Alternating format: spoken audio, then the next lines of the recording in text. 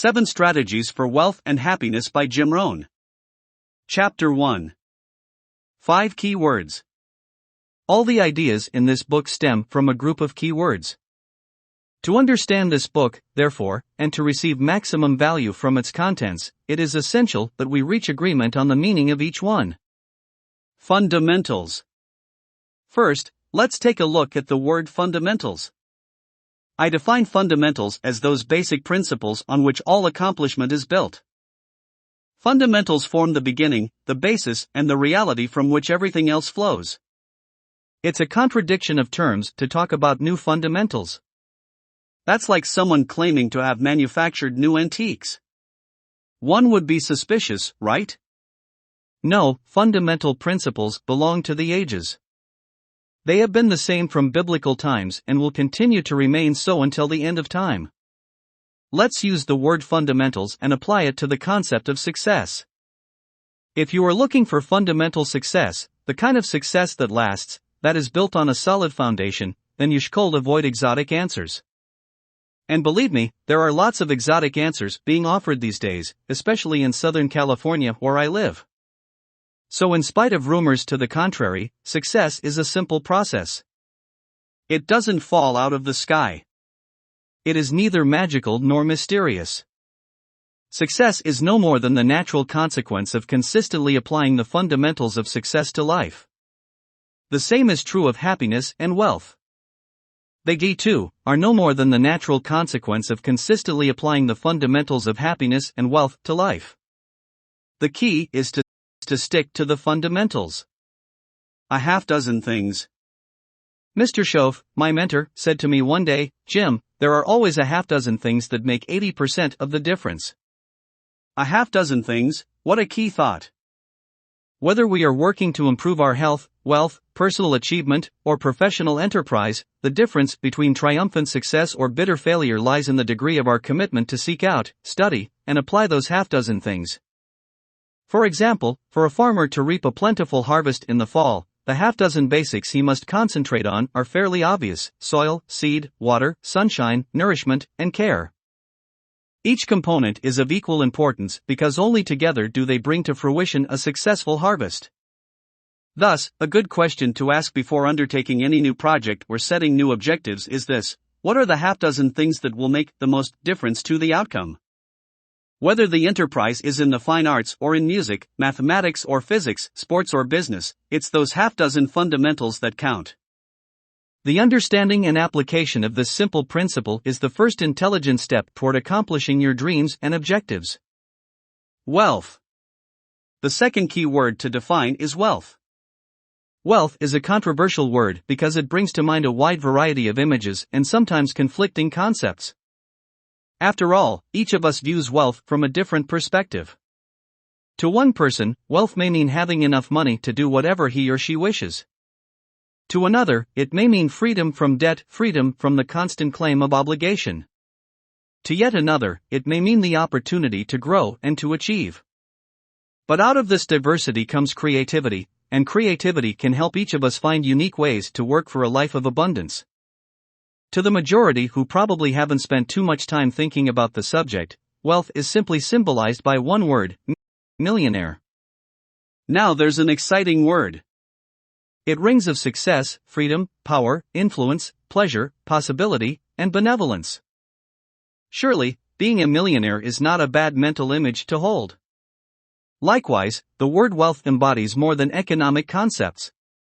One can talk of the wealth of experience, the wealth of friendship, the wealth of love, the wealth of family, and the wealth of culture. However, for our purposes here, we shall focus on the kind of wealth that brings with it financial freedom, wealth that comes from the conversion of effort and enterprise into currency and equity. For each of us, the specific amount required for us to feel wealthy will differ. Yet I'm sure that our basic dream is the same: to be free of financial pressures, to have freedom of choice, and to enjoy the opportunity to create and to share. What does wealth mean to you? How much money will it take for you to feel financially free? These are not idle questions. As you'll soon see, the more clearly defined your concepts about material wealth are, the more useful the ideas in this book will be to you. Happiness. Happiness embraces the universal quest. It's a joy that usually accompanies positive activity. Like wealth, however, it, too, has a variety of often contradictory meanings. It's both the joy of discovery and the joy of knowing. It often accompanies those who are fully aware of the colors, sounds, and harmony of life. And it's the joy that comes to those who painstakingly design their lives and then live them with artistry. Happiness is the skill of reacting to the offerings of life by perception and by enjoyment. It's achieved by both giving and receiving, reaping and bestowing. It's being able to feast on harmony as well as food, on ideas as well as bread. Happiness comes to those who deliberately expand their horizons and experiences. It resides in the houses of those who have the ability to handle disappointment without losing their sense of well-being. It belongs to those who are in control of both their circumstances and their emotions. Happiness is also the freedom from the negative children of fear such as worry, low self-esteem, envy, greed, resentment, prejudice, and hatred. Those who experience happiness often have a grasp on and an awareness of the tremendously positive power of life and love. But happiness is more than a general feeling. It is also a method of thinking that organizes feelings, activities, and lifestyle. In other words, it's a way of interpreting the world and its events. Happiness is having values in balance. It's contentment with daily tasks, including those unpleasant chores from which few of us are free. Happiness is a life well lived and filled with people of substance. It's a wide variety of experiences and memories that become priceless forms of currency to spend and to invest. Happiness is activity with purpose. It's love in practice. It's both a grasp of the obvious and an awe of the mysterious. Yet most of us think of happiness as something either lost in the past or a peak to be arrived at in some distant future. I'll be happy as soon as. Few understand that happiness can only be experienced in the now. And, yes, like all good things, happiness is often elusive. But I promise you that it is not impossible to capture. So how does one latch onto the bluebird of happiness? Curiously, by understanding and applying a concept which is rarely associated with happiness: discipline. Discipline. If there is one critical ingredient for your successful quest for both wealth and happiness, it is discipline. And yet when it comes to this concept, most people reject it as they conjure images of everything from a tough drill sergeant to a strict schoolteacher waving a ruler. Yet I assure you that the acquisition of discipline holds the key to your dreams and aspirations. Surprised? Then perhaps we should take a moment to define what is meant by discipline. Discipline is the bridge between thought and accomplishment, the glue that binds inspiration to achievement, the magic that turns financial necessity into the creation of an inspired work of art. Discipline comes to those with the awareness that for a kite to fly it must rise against the wind, that all good things are achieved by those who are willing to swim upstream, that drifting aimlessly through life only leads to bitterness and disappointment. Discipline is the foundation on which all success is built. Lack of discipline inevitably leads to failure. Yet, curiously, many do not associate lack of discipline with lack of success. Most people envision failure as one earth-shattering event, such as a company going bankrupt or a house being repossessed. This, however, is not how failure happens.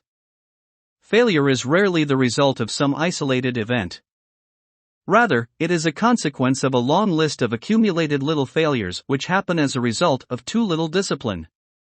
Failure occurs each time we fail to think, today, act, today, care, strive, climb, learn, or just keep going, today.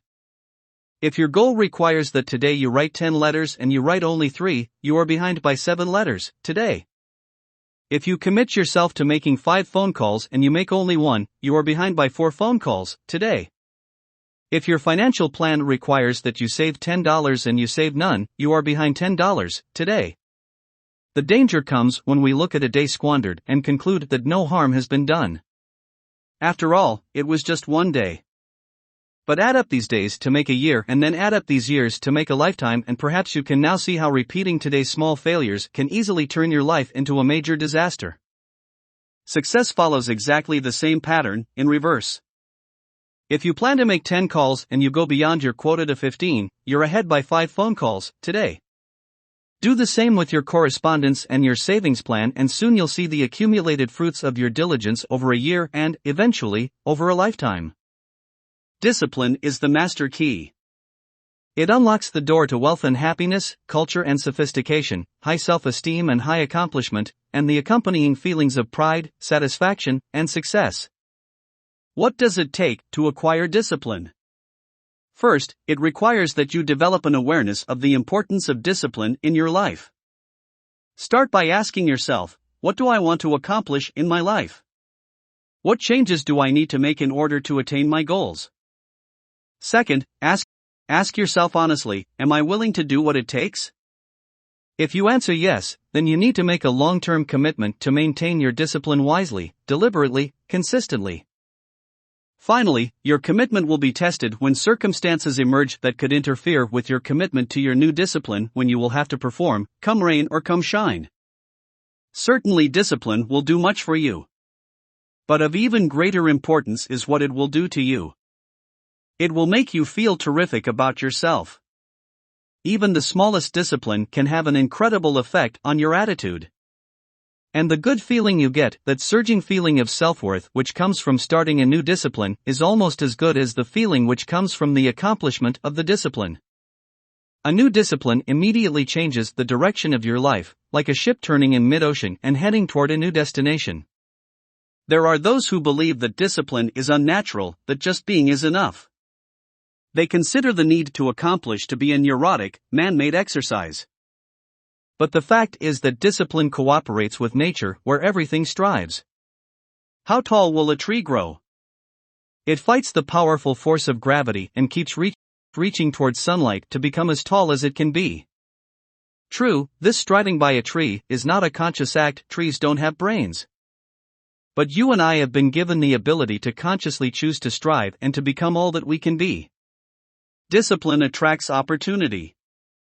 Exciting opportunities invariably come to those who have developed skills and who have the ambition to act. And those who through discipline and commitment set their sights high will grab onto opportunities that forever remain unseen by more timid souls. Discipline is that unique process of intelligent thought and activity that puts a lid on temper and a faucet on courtesy, that develops positive action and controls negative thoughts, that encourages success and refuses to accept failure, that promotes health and curbs sickness. Anyone can begin the process of being disciplined. You can do it by degrees, one step at a time. The exciting news is, you can start today. Don't say, if I could, I would. Say instead, if I would, I could. If I will, I can. So start the new process and start small. And then learn to stick with your new commitment. Out of this seemingly unimportant beginning, you'll learn how it feels to be disciplined. And from there, the sky's the limit. Action versus self-delusion. In recent years, there have been a number of books which promote the idea that if one verbally affirms what one wants on a daily basis, success will magically emerge. I'm completely opposed to this mode of thinking. In my experience, affirmations without the discipline to act upon those things which are affirmed cause men and women to delude themselves into thinking they're making progress when, in fact, their daily activity leads them nowhere. Why do people say one thing and then act in direct contradiction to their affirmations? The man who dreams of wealth and yet walks daily towards certain financial disaster, and the woman who wishes for happiness and yet thinks thoughts and commits acts that lead her towards certain despair, are both victims of the false hope which affirmations tend to manufacture. Why? Because words soothe and, like a narcotic, they lull us into a state of complacency. Remember this, to make progress you must actually get started. So, to have a prosperous life, start a prosperity plan. To become wealthy, develop a wealthy plan. Remember, you don't have to be wealthy to have a wealth plan. A person without any means can have a becoming rich plan. There are so many other types of plans which you can create. If you are ill, start a health plan. Do you feel tired all the time? Then start an energy plan. Feel a bit undereducated? That's right. Start an education plan. You say you can't? Then start an I can plan. Anyone can. Even a bad person can start reading good books. The key is to take a step, today. Whatever the project, start today. Start clearing out a drawer of your newly organized desk, today. Start setting your first goal, today. Start listening to motivational cassettes, today. Start a sensible weight reduction plan, today. Start calling on one tough customer a day, today. Start putting money in your new investment for fortune account, today. Write a long overdue letter, today. What the heck? Get some momentum going on your new commitment for the good life. See how many activities you can pile on your new commitment to the better life. Go all out. Break away from the downward pull of gravity. Start your thrusters going. Prove to yourself that the waiting is over and the hoping is past, that faith and action have now taken charge. It's a new day, a new beginning for your new life. With discipline, you will be amazed at how much progress you'll be able to make. What have you got to lose except the guilt and fear of the past? Now, I offer you the next challenge. Make this, the first day of your new beginning, a part of the week of new beginnings. Go ahead, see how many things you can start and continue in this, your week of new beginnings. Then, make this the month of new beginnings, and then the year of new beginnings. By the time you've completed your first year, you'll never again be claimed by the past habits, past influences, past regrets, past failures. As the Bible says, you'll now be ready to fly with the eagles. Success. Success is the fifth key word. And like each of the concepts already discussed, it has multiple layers of meaning. Success is also an elusive notion, a paradox. After all, it is both a journey and a destination, isn't it? It's the steady, measured progress toward a goal and the achievement of a goal. Success is both an accomplishment and a wisdom that comes to those who understand the potential power of life. It's an awareness of value and the cultivation of worthwhile values through discipline. It's both material and spiritual, practical and mystical. Success is a process of turning away from something in order to turn towards something better, from lethargy to exercise, from candy to fruit, from spending to investing. Success is responding to an invitation to change, to grow, to develop, and to become an invitation to move up to a better place in order to gain a better vantage point. But most of all, success is making your life what you want it to be. Considering all the possibilities, considering all the examples of others whose lives you admire, what do you want from your life? That is the big question. Remember, success is not a set of standards from our culture, but rather a collection of personal values clearly defined and ultimately achieved. Making your life what you want it to be for you, that is success. But how does one go about doing that? That's precisely what this book is about.